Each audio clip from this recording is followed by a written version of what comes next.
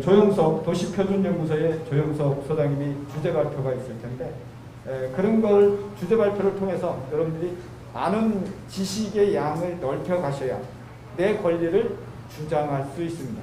우리 도시 표준연구소장 조영석 소장님은 서울대에서 학부에서 수석을 했고 석사까지 졸업을 하시고 아주 우수한 분입니다.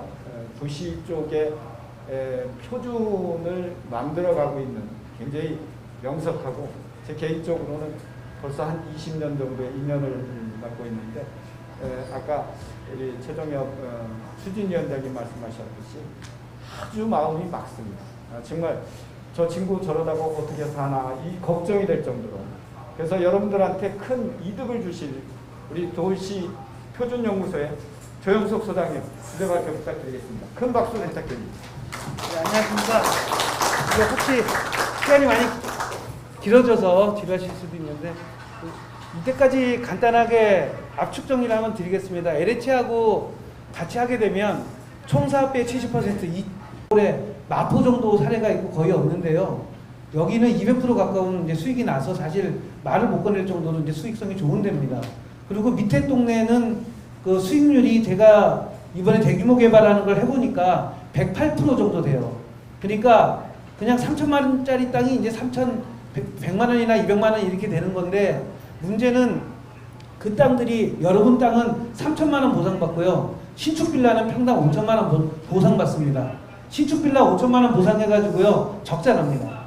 그리고 제가 이제 아까 우리 탁병호 부시장님께서 너무 압축 설명을 잘 해주셔가지고 얘기를 제가 조금만 해도 되겠는데요. 그래서 잠깐 근거자료 보여드리고 여러분들한테 제 인생의 두 번째 부응할 수 있는 기회를 잡는 것이고요. 여기는 단독 사업으로 가야만 장점이 극대화되지 함께 가면 같이 죽습니다. 그리고 대규모 사업 저거 가면 절대 안 됩니다. 왜냐하면 국가에서 제공할 수 있는 많은 특혜가 있어요. 용적률 특혜라든지 금융지원 특혜라든지 많은 특혜들이 대규모로 갈 경우에 전혀 지원되지 않아요. 열악한 사업지들은 그런 특혜를 받지 않으면 대략 제가 보니까 150%에서 170%까지도 갈 수 있어요. 우리 아랫마을은.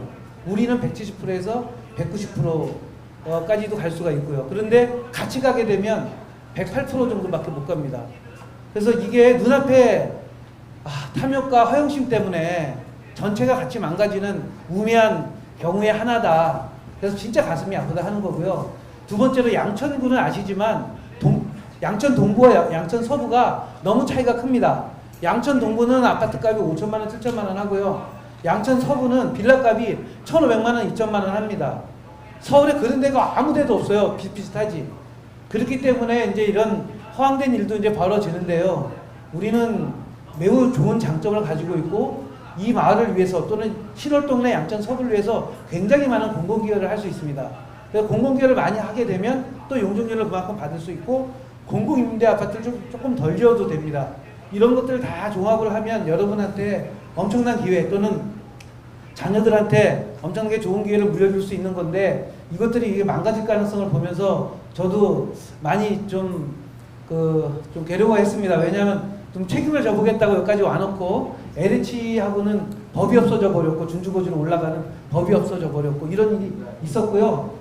제가 한 10분에 걸쳐가지고 양은 한 100페이지쯤 되는데 그림이라고 보시면서 한번 올려주세요. 지금 저희 부지는 내려주세요. 지금 노후도가 굉장히 빨간색으로 노후가 되어 있고요. 우리 주변은 파란색이 많습니다. 신축 건물이 대단히 많아요.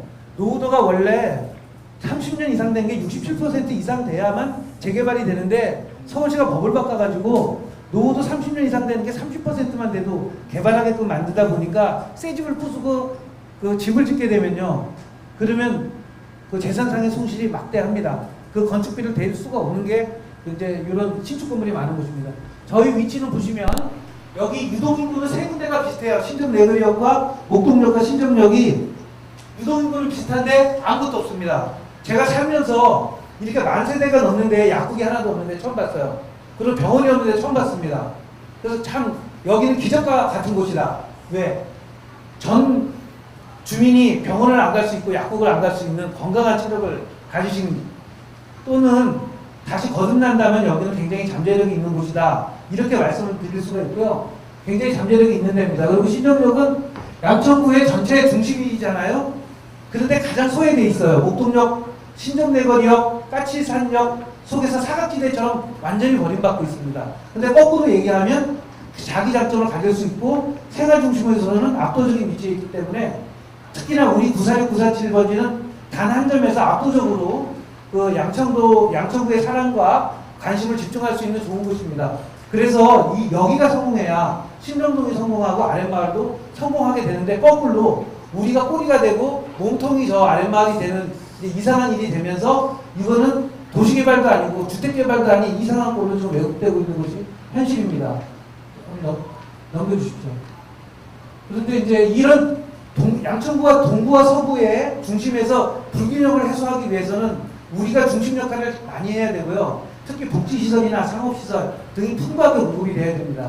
우리가 반지하 공간이 지하 3개층까지가 그 지상처럼 쓸 수가 있기 때문에 굉장히 잠재력이 높다고 할 수 있겠습니다. 그런데 이제 신정생활권에서는 신정 내거리역만 무지하게 발달을 했죠. 전부 아파트촌으로 개발했고 신정역만큼 완전히 소외당하거나 무시당한 게 사실이고요. 그 리더격인 우리 자신이 선도적으로 나가는 데에 어떻게 보면 몇 년 동안 서울시에서 기회를 안 줬기 때문에 또 그런 이유도 있습니다. 그래서 이제 신정역의 시대가 도래했고요. 신정 내거리역도 저렇게 개발하면 사실 안 되는 거였어요. 그러니까 아파트만 주고 말았지 않습니까? 복지 기능도 없고 병원 기능도 없고 체계적인 아무것도 없는 겁니다. 그래서 신정역이 더욱더 복받을 수 있는 기회가 될 수 있습니다.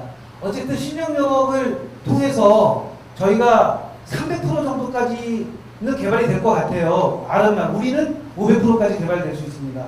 그리고 지하까지 포함하면 650%까지 개발될 수 있어서 2배 정도의 수익이 다른 땅에 비해서 날 수 있다 이렇게 말씀드릴 수 있습니다. 그 다음 넘겨주시죠. 우리 사업지가 잠깐만 다시 지금 보면 신정 삼동에 어떻게 보면 끄트머리 신정 삼동이 식민지처럼 돼 있어요. 신정역이 잘못된 생활권 계획이에요. 지금 현재 양천구 계획이 잘못되어 있습니다. 근데 아까 신월 2동, 4동, 7동이 전부 우리 신정역에서 갈아타기 때문에 그리고 또 신정 3동도 마찬가지고 신월 1457동도 마찬가지입니다. 그래서 그런 중심성으로 개발하게 되면 다양한 수요가 집중되는 여러분이 중심에 살게 되는 그런 것이 될 것입니다. 그리고 이제 전철역이 2개가 신설될 것입니다. 우리 근처로요. 목동역과 화곡역으로 도심 방향에서 2개의 전철역이 신설되면서 그리고 또 신월동이 되면서 이제 교통의 최고 맹지였던 양천구가 대단히 이제 좋아지게 될 것입니다. 주택시장 분석은요 간단한데 1인 가구, 2인 가구만 무척 많이 늘고요. 4인 가구가 굉장히 빠른 속도로 감소합니다. 이것은 여러분이 33평이나 40평대 아파트로 갔을 때에 대한 위험을 계속 경고하는 건데요. 저희가 보여드리는 설계에서는 25평짜리 아파트도 부분 임대로 세를 놓고서도 살 수 있는 이런 구조들을 이제 이걸 통해서 기획을 했습니다. 어쨌든 1인 가구 위주로 구성된 것이 현재 신정동입니다. 그리고 양천구가 4,000세대씩 공급이 되다가 최근에 주택 공급이 800, 900으로 줄고 있습니다. 양천구 목동 철거까지 들어가게 되면 굉장히 심각해지는데요. 서울에서 아마 주택 공급이 가장 안 되고 있고 가장 주택이 부족한 데가 양천구여서 사실 양천구에 대한 주택 압력도 대단히 강하다 이렇게 볼 수 있고요. 대부분이 40제곱 이하나 60제곱 이하의 소형으로 공급되고 있는 게 현실입니다. 그 다음 이게 강서구나 영등포구는 다 4,000개씩 5,000개씩 공급돼서 공급량이 많은데 양천구만 유독 재개발이 잘 안 되다 보니까 그리고 100개를 부수면 최소한 200개, 300개를 공급을 해야 되는데 부순 것만큼밖에 공급이 안 되다 보니까 저는 열악한 상황이 됐습니다. 양천구의 주택 부족인데요. 매년 4,000개씩 부족합니다. 매년 4,000개씩 부족한 상황에서 목동 신도시까지 철거되게 된다면 주택 대란이 이제 불을 보듯이 이제 뻔해지고요. 그래서 동시 철거라든지 동시 대규모 재개발은 굉장히 위험한 상황에 처해질 수가 있습니다. 이사 갈 수가 없는 상황이 되는 거죠. 그리고 하루라도 먼저 우리가 좀 개발이 되고 나서 목동이 철거되는 이 순서가 될 것입니다. 서울이 지금 계속해서 만개에서 39,000개, 작년에 39,000개 부족했고요. 올해도 23,000개 이렇게 서울이 계속해서 끝이 없는 이제 공급 부족에 시달리고 있어서 뭐 사업성은 양호할 것으로 보여집니다. 그다음에 한번 잠깐 보시죠. 신정사동 27.6%, 평균이 100%라고 하면 우리 신정사동에는 너무 일자리도 없고 오피스도 없습니다. 근데 위치는 굉장히 좋아집니다. 그래서 많은 부분에서 이제 수요가 있다는 건데요. 그 다음 페이지 보시면 이거는 소매야. 우리 저 슈퍼 없죠. 전부 어디 가서 장 보시는지 모르지만은 종합소매역도 없고요. 그 다음 클리닉 뭐 대형 쇼핑 시설도 거의 없고 우리 지역만 거의 없습니다. 딴 데는 다 있고 신월동에 버스 정거장 앞에 있는데요. 그 다음에 클리닉을 한번 보여주시죠. 한번 보여주세요. 그 다음 페이지. 지금 보면 목동역과 신정 내거리역, 까치산역에는 클리닉이 많은데 우리 이제 신정역만 클리닉이 하나도 없습니다. 그래서 이제 우리가 이렇게 중심 생활이 스스로 안 되고 있는데 중심 생활을 굉장히 강조할 수 있는 새로운 그 도시가 그 앞으로 형성이 될 테고 거기에 대한 중심 중에 중심이 될 것이라는 말씀입니다. 그다음 이거는 이제 신월동에도 이렇게 클리닉이 많습니다. 버스 정거장 전철역이 없는 곳에도 많습니다. 그다음 이게 약국이 아무것도 없다는 얘기고요. 그다음 넘겨주시죠. 최근에 이제 500%, 700%를 개발하겠다고 하는데요. 사실은 이제 400% 미만으로 개발이 될 것입니다. 근데 우리는 위치가 워낙 중요하고 좋은 위치여서 이제 500% 또는 600%도 가능할 수 있는데 그 아무리 용적률을 많이 줘도 높이 제한 때문에 500% 이상은 참 어려워. 설계를 한 저기 이제 건축사님 와 계시지만 한 20번 정도를 했는데 수없이 노력을 해봤는데 530%, 540% 요게 이제 우리 한계고요. 밑에 마을로 가면은 좀 뭐 300%대 정도로 내려가게 됩니다. 그래서 500% 이상은 목표를 추진하겠다. 법적으로는 600%, 700% 가능한데 높이 제한 때문에 여기는 어렵다. 그 다음에 이제 중요한 건데요. 지금 오른쪽에는 공공임대주택을 기부 체납하죠. 우리가 용적률이 늘어나면 절반은 임대주택을 공급해야 되지 않습니까? 근데 임대주택으로 공급하는 방법이 있고 가운데 사업 중심형은 공공임대주택을 하나도 안 넣는 방법도 있습니다. 그리고 지하에 마을주차장이나 공공임대상가, 공공임대오피스, 지역 필요시설들을 넣을 수 있는데 저희는 지하 공간이 1층과 같기 때문에 지역 필요시설들을 신월동까지 포함해서 우리가 복지시설을 많이 넣어주고 주민건강센터라든지 주민일자리센터들을 많이 넣어줘서 공공임대를 대체하게 되면 사실 뭐 주민의 수익이 많이 증가할 수 있습니다. 저는 초역세권에까지 공공임대 아파트가 들어설 필요는 없다고 생각을 해요. 거기는 많은 다중이 이용할 수 있는 시설이 들어오는 게 많은 사람들을 위해서 이롭다고 생각이 됩니다. 그 다음 요거는 이종주거지역이 그린상업지역으로 600%대로 599%로 개발된 사례들입니다. 별 볼 일 없는 역들도 그렇게 돼. 신림선 같은 데는 경전철인데도 이렇게 상업지로 바꿔줬고요. 뭐 보라매역이라든지 공릉역, 광학역 이런 이름 없는 역들도 이종주거지를 상업지역으로 바꿔준 사례입니다. 근데 그렇게 많이 높이 올라가진 않았죠. 어쨌든 우리도 충분히 올라갈 수가 있는데 요거는 이제 영창역 앞에 있는 마을 안쪽에 있는 그 데인데 12,000제곱 우리하고 비슷한 면적인데 준주거지로 올라간 사례입니다. 근데 주민들끼리 뭐 합의가 잘 안 돼서 삐덕삐덕 하는 것 같아요. 하여튼 이런 사례들이 있다라는 말씀이고요. 최근에 이제 저희 도시계획팀에서 성공시킨 건 독바이역을 이종지역에서 준주거지역으로 한 6개월 만에 그때 도시계획을 다 바꿨어요. 그러니까 전체적으로 준주거지역으로 바꾸는 데는 저희는 무리가 없고 우리가 큰 도로가 있기 때문에 전혀 민폐도 끼치지 않고 준주거지역으로 바꿔줄 수는 있다 하는 건데 이제 밑에 마을하고 같이 준주거지역으로 가는 게 좀 어렵다 그런 말씀 드리는 겁니다. 그 다음 이거 서울시에서 지금 작년에 신속통합기 이렇게 개발 지역 한 데인데요. 보편적인 도시계획 룰이 있기 때문에 그 룰에 따라서 도시계획이 돼야 되지 이렇게 아무 따나 이제 도시계획이 되지는 않는다라고 할 수 있습니다. 그다음 지금 이제 밑에 마을까지 포함하는 5,000세대 계획이 저기 있고요. 오른쪽에 이제 빨간 색깔이 이제 저희 946, 947, 948입니다. 저기서 보면 이제 세동으로 올라가서 아주 조그맣게 이제 개발이 되어 있죠. 잘못된 건데 실제로 우리가 이제 메인이 되고 나머지는 동생들처럼 거느려서 한 10년, 20년에 걸쳐서 노후도가 심한 데부터 이렇게 개발해서 전반적인 아파트 단지로 개발될 예정이고요. 한 300% 정도 해서 그 나름대로 한 150% 비례율도 받으면서 다 좋게 개발될 수 있는데 갑자기 이런 그림이 나오면서 도로가 다 단절되고 없어지고 가로 400m, 세로 300m에 다 길이 막혀 있고 하는 좀 기괴한 이제 건물이 이제 제한이 이제 시작이 됐습니다. 근데 이것이 가지고 올 수 있는 피해가 막심해서, 그러니까 저희가 대략 땅값이 1,200억 정도 되고 한 1,000억 이상이 남습니다. 그런데 이 4만 평을 개발하면 순이익을 제가 계산해 보니까 1,000억 정도 돼요. 우리가 갖는 개발 이익을 10배가 넓은 지역하고 10배로 뿌려서 나눠 갖게 되는 구조입니다. 다시 말하면 밑에 있는 마을은 개발 이익이 거의 발생하지 않아요. 대부분의 재개발은요, 그 비례율이라는 게 110%? 원래 있던 토지 가치의 110% 정도밖에 늘어나지 않습니다. 왜? 워낙 땅값이 비싸기 때문에. 특히나 신축 빌라는 4천만 원, 5천만 원 주고 평당 보상을 해야 되는데, 그러고 나면 남은 게 남을 수 있습니까? 이거고요. 또 하나 이제 중요한 거는 얘들이 5,000세대를 짓는데 2,000세대는 공공임대를 짓고 2,000세대는 조합원 분양을 하고 1,000세대를 일반 분양을 합니다. 1,000세대 일반 분양해가지고 5,000세대 공사비를 마련할 수 있겠습니까? 불가능하잖아요. 보통 2,000세대를 지면 일반 분양 2,000세대가 돼야지 그나마 똔똔이 됩니다.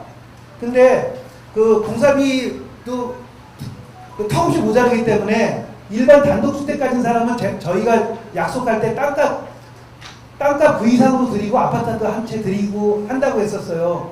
여기 같은 경우에는 아파트 공사비 조달도 어려울 수가 있습니다. 다시 말하면 땅값만큼을 손해보는 겁니다. 그런데 이런 계산을 정확히 해보지도 않고 이렇게 이제 그 5,000세대라는 이제 계획을 세웠기 때문에 면밀하게 이 사람들이 어떤 계산과 어떠한 부담금을 내게 하느냐 이걸 잘 살펴보시기 바랍니다. 제가 보기에는 빌라 가진 사람은 말이 안 되고요. 단독주택 가진 사람도 조그만 단독은 분담금을 내야 될 지경이어서 이 좀 무책임한 일이 지금 진행되고 있고, 이것은 소규모 정비에 따른 정부가 주는 특례, 용적률 특례라든지 정책금리 특례라든지 제방 규제 완화 특례를 무시하고 가기 때문에 저런 일이 발생을 합니다. 그리고 노후도도 하여튼 우리 지역이 대단히 높고 밑에 지역은 42%, 39% 이래서 저거는 10년이나 20년 후에 개발에 대해 지역을 지금 부수게 되면 공사비가 엄청나게 많이 우리 쪽에서 부담해줘야 된다. 신축 건물에 대해서 건물값을 다 부담해줘야 된다. 이게 굉장히 심각하고 무책임한 일들입니다. 그리고 1인당 토지도 10평밖에 안 돼요. 35.6 이렇게 가구당 10평 가지고서 내 집 마련이 되겠습니까? 이런 이제 심각한 문제가 있어서 각자의 그 동질적 집단끼리 따로따로 돼야 될 문제를 이렇게 우량한 대화 같이 묶어버림으로써 우리도 발전 못하고 스스로도 나아가지 못하는 이런 위험한 일이 이제 발생될 수 있습니다. 그 다음에 우리는 500%, 우리 부사파는 400%, 나머지는 300% 정도가 적절하고요. 이렇게 300%로 아랫마을이 갈 경우에는 기부 체납을 하나도 안 해도 됩니다. 그런데 지금과 같이 초고층 질라고 하면서 준주거 지역으로 가면 아랫마을이 20% 기부 체납을 해야 됩니다. 녹지를 내놓고 했지만 그래도 감당할 수가 없습니다. 거기다가 주택이 아닌 시설 10%를 또 전 마을에 깔아야 돼요. 왜? 법이 그러니까 준주거 지역으로 갈 경우에. 그런다고 해서 우리만 법을 바꿔달라 할 수도 없는 그런 상황입니다.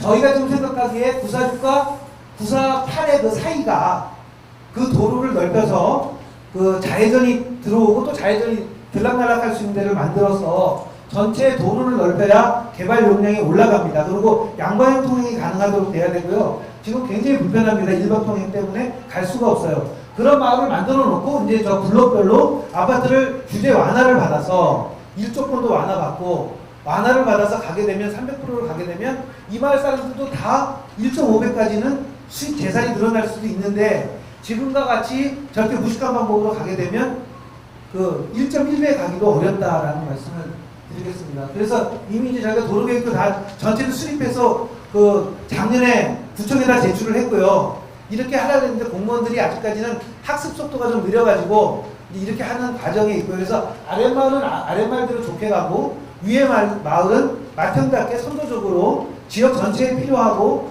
지역의 미래를 이끌어갈 수 있는 그런 필요한 주민시설들을 넣고 일자리 시설들을 넣음으로써 주민소득원을 만들고 하는 방식으로 이렇게 변모해 나갈 것이다. 그래서 노란거부터 가고 생노란거부터 먼저 가고 그 다음에 이제 노란게 가고 파란거는 좀 천천히 오는 개발 시기를 달리하고 그 노후도가 다른 것에 따라서 그래서 전체가 조화롭게 10년, 20년 후에는 아름답게 만날 수 있는 이런 도시를 이제 저희가 제안을 했던 것입니다. 근데 이걸 뺏겨가지고 지금 이상한 초고층 재개발을 좀 주장하게 된 것입니다. 그 다음에 그래서 이게 노후도도 천차만별이고 개발 시기도 다르고 사업성도 천차만별입니다. 그리고 개발 수법도 전혀 달라요. 소규모 정비 수법을 쓰면 아랫마을은 굉장히 혜택을 많이 볼 수 있어요. 우리는 소규모 정비 수법 쓰면 안 됩니다. 쓰면은 중에서 서로 다른 방법, 다른 여건 속에 있기 때문에 해야 된다는 것입니다. 그 다음에 이 여러 가지 방법을 동시에 섞어서 써야 되는데 6m 도로나 8m 도로밖에 없는 데는 소규모 정비로 가고 우리처럼 20m 도로가 있는 곳에는 도시정비형 재개발을 하는 게 맞습니다. 그래서 도시정비형 재개발은 946, 947만 적용하든지 948까지 적용할 수가 있고요. 아랫마을은 소규모 정비로 안 가면 절대로 망합니다. 아랫마을 사람들은 정부에서 주는 그 특례를 다 뿌리치고 부자도 아니면서 마치 그랬다면 굉장히 위험에 처하게 되는 것입니다. 그 다음 얘기가 이제 긴데 빨리 지나가겠습니다. 저 수익률을 보겠습니다. 947만 하면은 180%까지 올라가고요. 매재산이 946, 947을 같이 하면 200%까지 올라갑니다. 그리고 저기 대규모로 4만 평짜리로 개발하면 108% 정도로 되기 때문에 이렇게 가면 우리가 번 이익을 다 그 10배 되는 주민들한테 나눠서 쓰고 그쪽에서는 거의 뭐 흑자가 안 나는 그런 사업을 진행하게 되는 것입니다. 그래서 이거는 제가 나눠드린 자료에 있습니다. 우리가 어떻게 해서 이렇게 많은 수익이 나서 내 재산이 2배 가까이 될 수 있는지에 대한 설명입니다. 그래서 용적률을 2번 보면 특례를 받고 공공기여를 대수좀 적게 하고 비주거 10%를 우리는 상업시설로 내고 이런 금융비용을 뭐 싸게 하고 이런 것들입니다. 그래서 이런 것들이 합쳐져가지고 특히 우리는 주민용적률과 지하용적률을 많이 받을 수 있기 때문에 수익이 높다는 말씀입니다. 그리고 아까 말씀드렸던 준주거 지역이 원축 표류구역이기 때문에 비행기 때문에 준주거 지역 지정을 해주더라도 우리도 제대로 다 못 찾아먹는데 그 큰 길가에 있는 게 밑에 동네 어렵다는 거고요. 과도한 경채납이 이제 문제가 생길 수 있고요. 관통도로, 이면도로를 폐도해서는 안 된다는 겁니다. 우리 남쪽에 있는 도로를 폐도해서는 안 된다. 그 다음에 소규모 정비 5,000제곱에서 1만 제곱을 권장하고 있습니다. 이게 자기를 위해서도 서로 다 좋습니다. 우리는 10,000제곱이 조금 넘기 때문에 우리도 이제 소규모 재개발로 가면 편하긴 한데 10,000제곱이 넘기 때문에 이제 할 수 없이 소규모 특례는 우리가 받지 못합니다. 우리 소규모 특례 혜택은 받지 못해도 워낙 우리는 수익성이 좋기 때문에 그냥 재개발로 가도 상관이 없다 이렇게 말씀드릴 수 있겠습니다. 그래서 하여튼 이런 종합평가를 통해서 대규모 도시개발의 부작용을 방지하고 서로가 상생하고 서로가 도움이 되는 방식으로 개발을 해야 된다라는 말씀을 드리고요. 기존의 간통도로나 블록을 유지하면서 하는 개발에 대해서는 특례를 부여하고 정부에서 많은 지원을 하고 있습니다. 그래서 이 소규모 정비가 굉장히 많은 지원을 정부에서 권고하고 있는데도 불구하고 우리한테 피해를 미치면서 자기들까지도 피해를 미치게 되는 이 길을 나가야 한다는 말씀입니다. 그래서 그거를 반복해서 적었고요. 그 다음 설계도면 한번 보겠습니다. 쭉 넘어가 주시죠. 설계도면 한번 보겠습니다. 저희가 좀 이렇게 하나로 가는 방법과 잠깐만요. 반대로. 아니요. 그림 보여주라고. 반대로 가시라고. 반대로 가시라고. 그림을 보시면 하나로 가는 방법과 세 덩어리로 가는 방법이 있습니다. 현재 소규모 재개발로 가게 되면 세 덩어리로 가야 됩니다. 근데 세 덩어리로 따로 가다가 나중에 합쳐지면 아주 이상적인데요. 주민들이 많이 걱정하고 있습니다. 그래서 전문가들하고 토의한 결과 한 덩어리로 가는 걸로 해서 어떻게 보면 랜드마크가 되죠. 제가 보기에는 양천, 서구, 신월동 다 합쳐도 이만한 땅은 비교 옆에 올 땅도 없을 정도로 탁월하게 이 땅이 황제 건물이 되는 겁니다. 그래서 이것이 상징적으로 성공해주고 이걸 중심으로 해서 전체가 활성화되는 그림을 가져가야 되겠습니다. 그다음 우리가 원래는 230%밖에 용적률을 못 받고요. 310%가 가능합니다. 그리고 가로주택으로 가면 380%밖에 안 되고요. 중주거에서 역세권 사업으로 가야 이제 478, 500%로 가는 그림입니다. 그 다음에 그리고 그 다음에 이제 그래서 이렇게 주택의 공급은 이렇게 3층 지상 3층까지 상가, 지하 3층까지 상가 이렇게 해서 대규모로 상가와 복지시설이 많이 들어갈 수 있습니다. 그다음 요거는 이제 공공주택하고 이렇게 계산하는데 저희가 5,500억 규모의 매출액이 될 것이고요. 이와 같은 형태의 평형과 주택 공급이 이제 이루어질 예정입니다. 그다음 상가도 대략 16,000평 정도, 상가와 복지시설이 16,000평 정도가 지하와 지상에 들어가면서 지역의 완전한 지역 인프라로서 그리고 앞으로 양천 서부를 이끌어가는 최중심지로서 사실 목동역 가봐도 술집밖에 없지 않습니까? 앞으로 고령자를 위한 어떤 소득원도 만들고 또 거기에 문화시설도 만들 수 있는 이런 것들이 대규모로 들어가게 될 것이고 건강과 관련된 것들이 대규모로 돼서 건강인번지로서의 미래에 대한 인프라들이 들어가게 될 것입니다. 그다음 조금 올려주세요.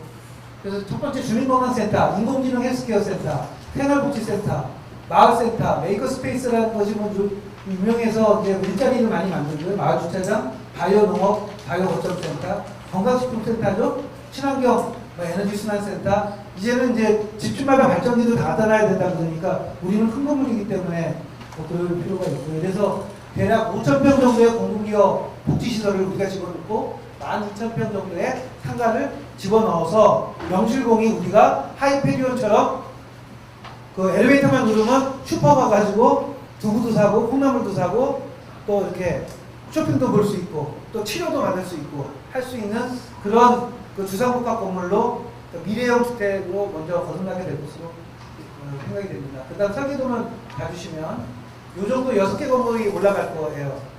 그 다음에 올려주시면 이건 이제 5개 건물로 가는 방법입니다. 올려주시면 지하 주차장이고요. 쭉 올려주세요. 지하 주차장이고 이 지하 주차장이고 이게 마을 주차장이고요. 마을 주차장이고 그 다음에 지하 2층입니다. 지하 2층은 종합소매점부터 해서 뭐 다이소 이런 필요한 시설들 또는 복지시설들이 1층 레벨처럼 이용해서 들어가게 될 것이고요. 주차장으로 지하 2층 레벨에서 저게 경사가 낮지 않습니까? 바로 직선으로 들어가게 돼서 아주 효율적이 될 것입니다. 그 다음 지하 1층이고요. 지하 1층도 상가가 많이 집어넣어져서 중심성을 많이 갖게 될 것입니다. 그 다음 지하 1층인데요. 두 개의 이 아래하고 위하고는 단차가 있습니다. 두 개의 광장이 형성돼서 주민의 어떤 쉼터가 가운데 있게 되고 1층이 상가로 놓여져서 어쨌든 지역의 필요시설이 이 동네의 모든 필요시설이 우리 마을에 집중되는 원스톱 서비스의 상가로서 아마 단연 목동역도 우리가 능가할 수 있는 클리닉부터 소매점과 서비스, 체육, 건강까지 기능까지 한 건물에 다 들어갈 수 있는 미래형 주택으로 계획을 하였습니다. 그 다음 2층이고요. 그 다음 3층입니다. 그래서 일단 외부에서 볼 때도 주택만 앙상하게 있는 것이 아니라 이 동네를 버텨줄 수 있는 이런 시설들이 들어가고 일자리, 공유 오피스까지 들어갈 예정입니다. 그 다음 이렇게 해서 20층에서 24층까지 항공보도를 받아서 가게 되면 500% 정도가 나오게 됩니다. 근데 아까 그 대규모로 개발하는 거는 이제 이거보다는 빽빽하지는 않죠. 그건 한 300%대가 될 걸로 예상돼서 이제 사업성은 이제 얘가 하나 벌어들이는 사업보다 4만 평이 같이 벌어들이는 사업하고 거의 같다라고 이렇게 보시면 될 것 같습니다. 그다음 평형은 이거 59제곱 25평입니다. 25평이 크다고 느끼는 1인 가구도 있을 수 있어요. 그래서 반은 세를 주고 반은 자기가 쓸 수도 있게 또는 자녀가 따로 이렇게 출입문을 달 수도 있게 해서 25평인데 세 줘서 내가 혼자 쓰기에는 너무 넓을 수도 있지 않습니까? 그렇게 이제 구성을 한 겁니다. 그래서 세 칸짜리는 혼자 쓰거나 부부가 쓰시고 요거 한 칸짜리는 세를 주는 겁니다. 25평.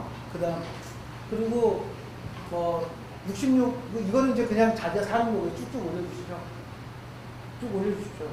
요거 84타입 33평인데 요것도 두 집으로 세를 줄 수도 있는 거고 쭉 올려주시면 단독주택 토지 넓으신 분들은 122제곱으로 해서 6베이로 해서 그 창문이 6개 달려서 이제 새를 줄 수도 있고 자식하고 같이 살 수도 있도록 일단 해서 최대한 넓게 베이가 나오도록 설계를 했습니다.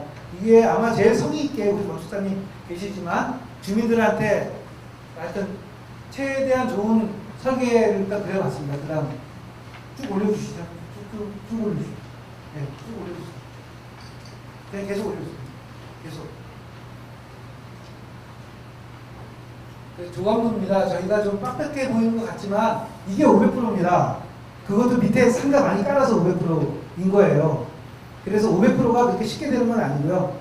어쨌든 이거 가는 데는 무난할 것 같고 우리는 지상에서도 수익이 나지만 상가나 지하에서도 수익이 난다 이렇게 보시면 될 것 같습니다. 마을에서 이제 올려주세요. 반대로